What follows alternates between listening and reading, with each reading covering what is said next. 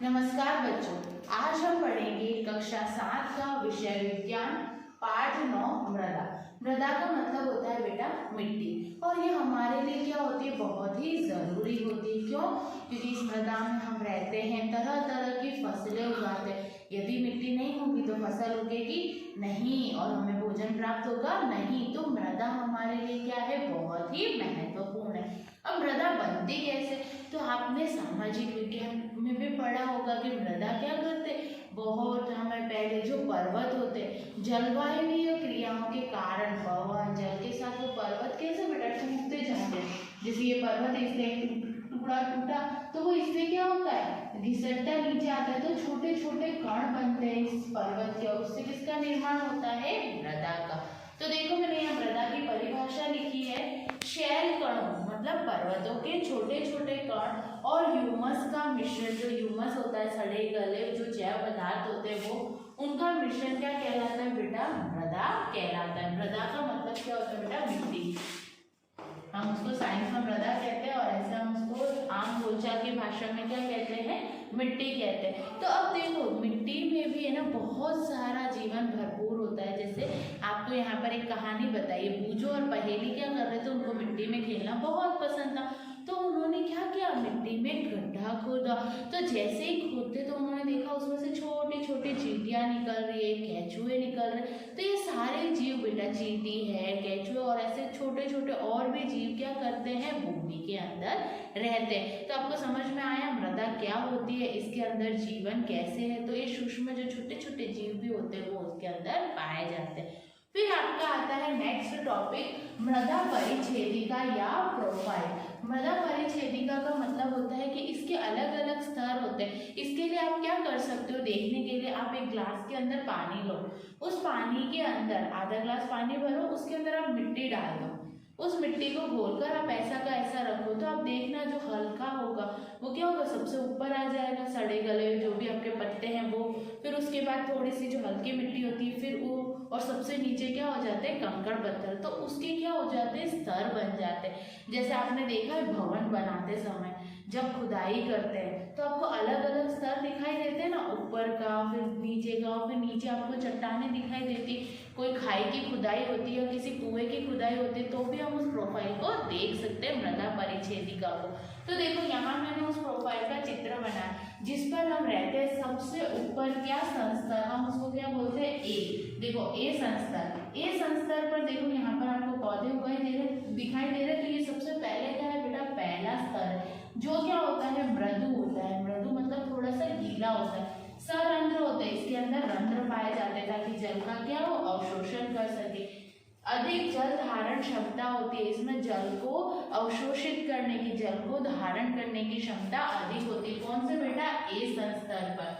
फिर इसके अंदर ह्यूमस सबसे ज्यादा होता है, और ये ह्यूमस क्या करता है, मृदा को उर्वरकता प्रदान करता है, उर्वरक बनाता है ताकि फसल क्या हो, अच्छे से अच्छे हो।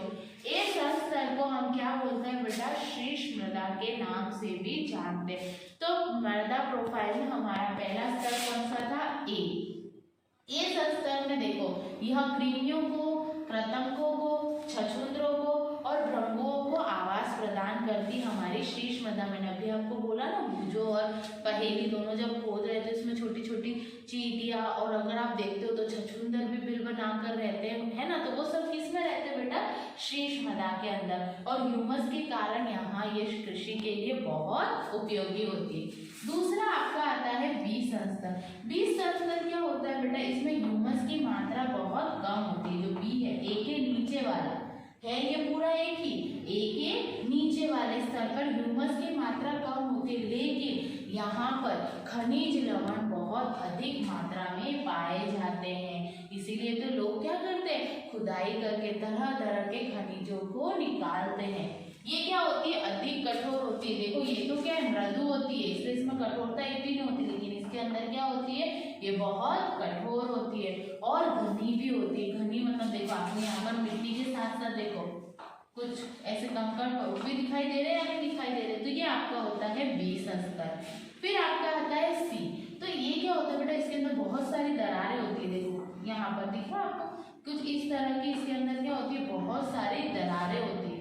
ये विद्रोह युक्त छोटे ढेलों से बनी होती है। देखो आपको दिखाई दे रहा है ये सारे क्या है, जो पर्वत टूटते हैं उनके जो शैल है, इन शैलों के क्या है, टुकड़ों से बनी हुई होती है। तो सी संस्तर, उसको हम सी संस्तर कहते हैं। और उसके नीचे हमारा आता है आधार शैल, जो सबसे ज्यादा कठोर होता है। हम इसको कुदाली या फावड़े से खोद नहीं सकते। क्यों? क्योंकि यहाँ पर शैल होते हैं, बड़े बड़े क्या पाए जाते हैं, पत्थर पाए जाते हैं। तो आपको समझ में आया कि मृदा परिच्छेदिका क्या होती है। इसके 4 संस्तर होते हैं। सबसे का ऊपर का जो होता है वो फसल के लिए बहुत उपयोगी होता है, इसलिए जो भी फसल उगाई जाती है वो शीर्ष मृदा में उगाई जाती है। दूसरे में आपके खनिज की मात्रा अधिक होती है। तीसरे में क्या होता है बेटा, बहुत कठोर होता है। और क्या करते हैं, इसको हम है ना जब देखते, अगर खोदा जाता है, खुदाई में देखते तो इसमें क्या बड़े बड़े ऐसे पत्थर के टुकड़े पाए जाते हैं। और सबसे नीचे आ जाता है आपका आधार शैल, जो सबसे कठोर होता है। तो ये हमारा उसका था। अब मैंने आपके यहाँ पर 2 परिभाषा लिखी है। एक तो ह्यूमस की, कि मृदा में उपस्थित सड़े गले जैव पदार्थ, जो सड़े गले पत्तियां हो गई, कुछ भी हो गया, जो जैविक पदार्थ है उनको हम क्या कहते हैं, ह्यूमस। दूसरा आपका अपक्षय। तो देखो, पवन, जल और जलवायु की क्रिया के कारण शैल के टूटने पर मृदा का निर्माण होता है, और इस प्रक्रिया को हम क्या कहते हैं, अपक्षय कहते हैं। और आप देखना, अलग अलग जगह पर अलग अलग तरह की क्या होती है, मिट्टी पाई जाती है, मृदा पाई जाती है। क्यों? क्योंकि वो किस पे निर्भर करती है बेटा, शैल पर, कि कौन से शैल से, कौन से पर्वत से उसका क्या हुआ है, निर्माण हुआ है। तो आपको इतना समझ में आया। अब हम पढ़ेंगे इसके आगे के मृदा के कौन कौन से प्रकार होते हैं, मृदा के गुण कौन से होते हैं। तो इसको नोट डाउन कीजिए, फिर हम उसको विस्तार से पढ़ेंगे। मृदा परिच्छेदिका देखिए। अब हम पढ़ते हैं मृदा के प्रकार के। मृदा मतलब मिट्टी के कौन कौन से प्रकार होता है। जैसा कि आप जानते हैं, शैलों के अपक्षय से विभिन्न पदार्थों के छोटे छोटे कण निर्मित होते हैं। शैलों का अपक्षय होना मतलब पर्वतों का टूटना। मैंने आपको बताया था कि जो शैल होते हैं, पर्वतों के जो छोटे छोटे टुकड़े होते हैं, उससे किसका निर्माण होता है बेटा, मिट्टी का। इनमें बालू और चिकनी मिट्टी सम्मिलित होती है। अब इसके अंदर क्या होता है बेटा, बालू और चिकनी मिट्टी। चिकनी मिट्टी के आप बर्तन बनाते हो ना, बचपन में भी खेलते हो, और बालू मिट्टी होती है। किसी मृदा में बालू और चिकनी मिट्टी का अनुपात उस मूल शैल पर निर्भर करता है जिससे उनके कण बने। कण मतलब मिट्टी के कण, शैल मतलब कौन से पर्वत से है ना उनके कण बने हैं, वो निर्भर करता है बालू और चिकनी मिट्टी का अनुपात कितना है। शैल कणों और ह्यूमस का मिश्रण मृदा कहलाता है। ये मैंने आपको बोर्ड पर समझा दिया था कि मृदा क्या होती है। जीवाणु जैसे बैक्टीरिया, पादप मूल और कछुए जैसे जीव भी मृदा के महत्वपूर्ण अंग है। अब मृदा के अंदर खाली ये 2 चीजें नहीं, जीवाणु जैसे बैक्टीरिया, पादप मूल और कछुए जैसे जीव भी क्या करते हैं, मृदा में सम्मिलित है। ये महत्वपूर्ण अंग है। मृदा को उसमें पाए जाने वाले विभिन्न आमाप के कणों के अनुपात के आधार पर वर्गीकृत किया गया। अब देखो, मृदा को मतलब मिट्टी को क्या किया गया है, उसके विभिन्न आमाप मतलब साइज के आधार पर, कणों के आधार पर क्या किया बेटा, वर्गीकृत किया है। यदि मृदा के बड़े कणों का अनुपात अधिक हो तो उसको हम बलुई मिट्टी कहते हैं। तो देखो बेटा, यदि मृदा में बड़े बड़े कंकड़ पत्थर होंगे या उसका जो कण होगा वो बड़ा होगा तो हम उसको क्या बोलते हैं, बलुई मृदा कहते हैं। यदि मृदा में बड़े कणों का अनुपात अधिक होता है तो वह क्या कहलाती है बेटा, बलुई मृदा कहलाती है। यदि बारीक सूक्ष्म कणों का अनुपात अपेक्षाकृत अधिक होता है तो वह मणमय मृदा कहलाती है। तो देखो 2 तरह की, एक बलुई एक मणमय। मतलब अगर सूक्ष्म कण बहुत ज्यादा हो तो वो मणमय कहलाती है, और बड़े कण हो तो हम उसको क्या कहते हैं, बलुई। यदि बड़े और छोटे कणों की मात्रा लगभग समान होती है, तो देखो किसी मृदा के अंदर यदि बड़े और छोटे कण दोनों समान मात्रा में हो तो वह दोमटी मिट्टी कहलाती है। दोनों ही मतलब, तो देखो बड़े हो तो बलुई, अगर दोनों हो तो दोमटी, और ऐसे हो तो वो मणमय। अतः मृदा का वर्गीकरण बलुई, दोमटी और मणमय के रूप में किया जा सकता है। मृदा के कणों के आमाप का उसके गुणों पर बहुत महत्वपूर्ण प्रभाव पड़ता है। देखो ये जो मृदा है उसका जो कण है उसकी जो साइज है उसका उनके गुणों पर, जो उनके गुण है उसके ऊपर बहुत महत्वपूर्ण प्रभाव पड़ता है। बालू के कण अपेक्षाकृत बड़े होते हैं। बालू के कण कैसे होते हैं बेटा, अपेक्षाकृत बड़े होते हैं। ये आसानी से एक दूसरे से जुड़ नहीं पाते। अब देखो बेटा, बालू के जो कण होते हैं, बालू मिट्टी, उसके है ना आपस में कण आपस में जुड़ नहीं सकते हैं और इनके बीच में काफ़ी रिक्त स्थान होता है, मतलब खाली जगह होती है। ये स्थान वायु से भरे होते हैं और वो क्या होते हैं बेटा, वायु से भरे होते हैं। क्यों? क्योंकि उसके बीच में रिक्त स्थान है, तो खाली जगह पर क्या भर जाएगी बेटा, हवा भर जाएगी। अतः हम कह सकते हैं कि बालू सुवातित होती है, मतलब बालू सुवातित, जिसके अंदर बहुत अच्छी वायु की मात्रा रहती है। बालू के कणों के बीच के स्थानों में जल की निकासी तेजी से होती है। बालू जहाँ पर होगी तो वहाँ कणों के बीच में जगह है, तो जो पानी है वो भी बहुत तेजी से निकलेगा। अतः बलुई मृदा हल्की, सुवाती और शुष्क होती है। शुष्क मतलब बेटा सूखी होती है। फिर आपका मृतिका, चिकनी मिट्टी के कण बहुत छोटे होने के कारण ये परस्पर जुड़े रहते हैं। तो आप देखते हो ना, चिकनी मिट्टी के बर्तन बनाए जाते हैं, उनका बर्तन बनाने में उपयोग किया जाता है या नहीं किया जाता। और उनके बीच में रिक्त स्थान क्या होता है बेटा, बहुत कम होता है।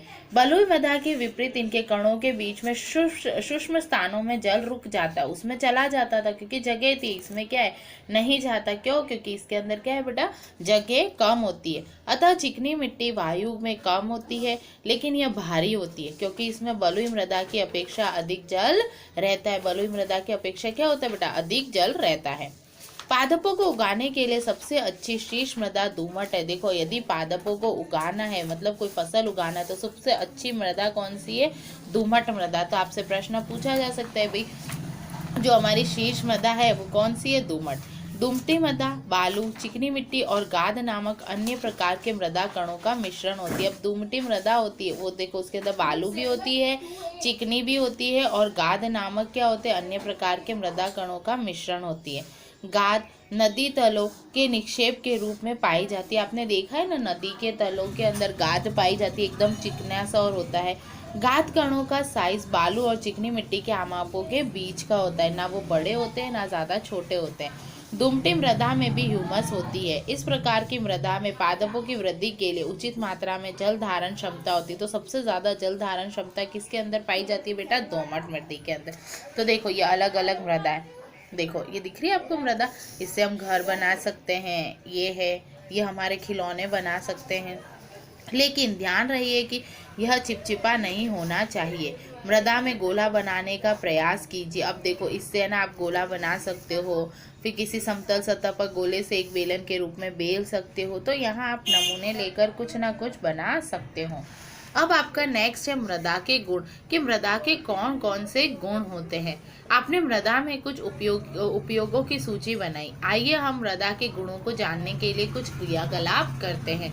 तो देखो, मृदा में जल अंतःस्रवण दर, सबसे पहले उनका गुण है मृदा के अंदर क्या है बेटा, अंतःस्रवण दर। अंतःस्रवण दर का मतलब है कि वो जल को कितना अवशोषित करते हैं। बूझो और पहेली ने 50 सेंटीमीटर गुणा 50 सेंटीमीटर आमाप के 2 वर्ग खींचे, जिनमें से एक उनके घर के फर्श पर था और दूसरा कच्ची सड़क पर था। क्या किया था बेटा, देखो, एक तो है ना उनके घर पर ऐसी मिट्टी थी और एक सड़क पर था, ठीक है। उन्होंने एक ही समय में दोनों वर्ग स्थानों पर एक एक पानी की बोतल डाल दी।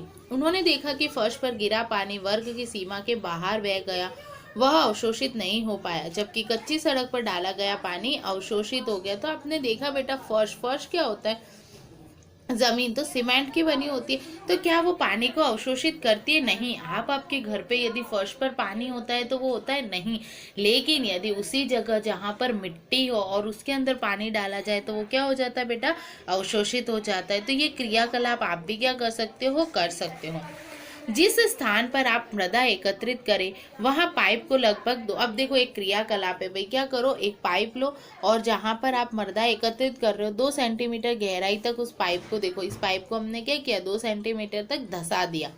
अब पाइप में धीरे धीरे 200 ml तक, ये बॉटल कितनी है, 200 ml तक का पानी डालो।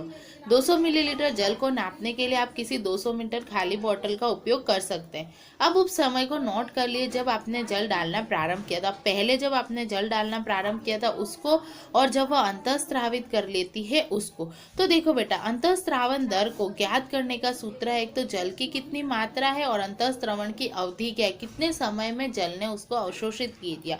तो उदाहरण है कि मान लीजिए किसी नमूने में 200 ml जल के अंतःस्रवण को 20 मिनट में किया, तो क्या हो जाएगा, 200/20। तो 1 से 1 0 कट गया, 2 एकम 2, 2 एकम 2 0, तो 10 मिलीमीटर प्रति सेकेंड। तो 1 मिनट के अंदर उसने कितना ml जल को अवशोषित किया? 10। तो यह बेटा क्या थी? उनके अंतःस्रवण की दर थी। फिर दूसरा गुण था मृदा में नमी। मृदा के अंदर आपने देखा है बेटा नमी होती है। क्या आप कभी ग्रीष्म काल में किसी गर्म दिन की दोपहर में किसी खेत अथवा खुले मैदान में होकर गुजरे हो? संभवतः आपने देखा है कि जमीन के ऊपर की वायु कंपित होती है, अर्थात ऐसा लगता है जैसे गर्म वायु वैसे ही ऊपर उठ रही हो, जैसे आग के अलाव में उठती है जब ज्यादा गर्मी होती है। तो आपने देखा ना बेटा, ज्यादा गर्मी होने पर यदि हम सड़क पर जाते हैं तो हमको आगे कैसा दिखाई देता है? जैसे पानी पानी और वाष्प बनकर उड़ रहा हो, कुछ इस तरह से दिखाई देता है। तो उसके लिए देखो एक क्रियाकलाप है। यहाँ पर आपको एक चित्र दिखाई दे रहा है। इस चित्र में क्या है बेटा? परख नली है। उस परख नली को बर्नर से गर्म कर रहे हैं। इसमें मृदा का नमूना लिया है, कृतनक नली। अब इस मृदा को धीरे धीरे बर्नर की सहायता से गर्म कर रहे हैं। तो इस मिट्टी के अंदर जितनी भी क्या होगी बेटा? पानी की मात्रा होगी, वो जल की बूंदे कुछ इस तरह से इस परख नली के किनारे पर आ जाएगी। तो हम इस क्रियाकलाप से यह कह सकते हैं कि मृदा के अंदर नमी होती है। गर्म करने पर मृदा से जल वाष्पित होकर ऊपर उठता है और कृतनक नली के ऊपर भाग में संघनित होता है। मैंने अभी आपको बताया, गर्म दिनों में मृदा से जल के वाष्पन के कारण ऊपर उठती जल वाष्प वायु की अपेक्षाकृत सघन होती है। इस कारण वो हमको कंपित दिखाई देती है, इसलिए वो कंपन करती हुई हमें दिखाई देती है। अब मृदा द्वारा जल अवशोषण, मैंने अभी आपको बताया मृदा द्वारा जल अवशोषण। तो आप क्या कर सकते हो बेटा? एक है ना क्रियाकलाप कर सकते हो, एक बीकर ले सकते हो, उसके अंदर आप क्या कर सकते हो? मृदा डाल सकते हो। मृदा को डालने के बाद आप उसमें धीरे धीरे पानी डालिए। तो आप देखिए ये अवशोषित होकर फिल्टर होकर नीचे आ रहा है। मान लो आपने मृदा का भार कितना लिया? 50 ग्राम। मापन सिलेंडर में जल का आरंभिक आयतन U था, जल का अंतिम आयतन V था। तो मृदा द्वारा जो अवशोषित जल है उसमें U में से V मिलीलीटर आपको माइनस करना है। अब 1 और 1 हो तो आप उसको इस तरह से जल का प्रतिशत ज्ञात करने के लिए U माइनस V बट्टा 50 इंटू 100। तो ये सूत्र से आप जल का क्या कर सकते हो? मात्रा ज्ञात कर सकते हो कि मृदा ने कितना अवशोषित किया, आपने कितना डाला और आपको उससे कितना पानी वापस मिला। फिर आता है आपका मृदा और फसलें। भारत के विभिन्न क्षेत्रों में भिन्न भिन्न प्रकार की मृदा पाई जाती है। कुछ क्षेत्रों में, अब देखो भारत है ना हमारे विविधता वाला देश है, तो आपने देखा है कि हर क्षेत्र में अलग अलग रंग की अलग अलग तरह की मिट्टियाँ पाई जाती है। कुछ क्षेत्रों में मणमय मृदा, कुछ में दोमटी, तो कुछ में अन्य क्षेत्रों में बलुई मृदा। पवन, वर्षा, ताप, प्रकाश और आर्द्रता द्वारा मृदा प्रभावित होती है। आपसे पूछ सकते हैं कौन कौन से घटकों से मृदा प्रभावित होती है? तो पवन, वर्षा, ताप, प्रकाश और आर्द्रता, ये कुछ प्रमुख जलवायवीय कारक है जो मृदा परिच्छेदिका को प्रभावित करते हैं। मृदा परिच्छेदिका मतलब उसके प्रोफाइल को, और मृदा संरचना में परिवर्तन लाते हैं। जलवायवीय कारक तथा मृदा के घटक सम्मिलित रूप से किसी क्षेत्र विशेष में उगने वाली वनस्पति और फसलों की किस्मों का क्या करते हैं बेटा? निर्धारण करते हैं। मणमय और दोमटी मृदा दोनों ही गेहूं और चने जैसे फसलों की खेती के लिए उपयोगी होते हैं। तो बेटा मणमय और जो दोमटी मृदा है उसके अंदर यदि गेहूं और चने को उगाया जाए तो फसल बहुत अच्छी होती है। धान के लिए मृत्तिका एवं जैव पदार्थ से समृद्ध तथा अच्छी जल धारण क्षमता वाली मृदा आदर्श होती है। अब ये क्या बोल रहे हैं? जो धान की फसल होती है उसके लिए मृत्तिका जो होती है वो, मसूर और अन्य दालों के लिए दोमटी मृदा की आवश्यकता होती है जिसमें क्या हो? जल की निकासी आसानी से हो। तो आपने देखा कि फसलों अलग अलग मृदा में अलग अलग तरीके की क्या होती है? फसलें उगाई जाती है। कपास के लिए बेटा बलुई दोमट काली मिट्टी है ना, जिनमें से जल की निकासी आसानी से हो सके और पर्याप्त मात्रा में उनको क्या मिले? वायु मिले। तो देखो गेहूं जैसी फसल महीन मृदा में उगाई जाती है क्योंकि यह ह्यूमस से समृद्ध होती है और अत्यधिक उर्वरक होती है। अपने शिक्षक माता पिता से भी आप क्या कर सकते हो? क्षेत्र में किसानों में वहाँ की मृदा के प्रकारों के उगाई जाने वाली फसलों के बारे में जानकारी एकत्रित कर सकते हो। तो देखो आपको यहाँ मृदा का प्रकार लिखना है, उगाई जाने वाली फसल के बारे में लिखना है। धान के रोपण के लिए किस प्रकार की मृदा सबसे अधिक उपयोगी है? अंतःस्रवण दर किसकी अधिक है? तो आपने आज इस पाठ के अंदर पढ़ा कि मृदा के कौन कौन से गुण थे, मृदा क्या होती है, मृदा की प्रोफाइल क्या होती है, ये सब आपने देखा। तो आपको इसका अभ्यास अपने गृह कार्य में करना है अपनी कॉपी में। धन्यवाद बच्चों।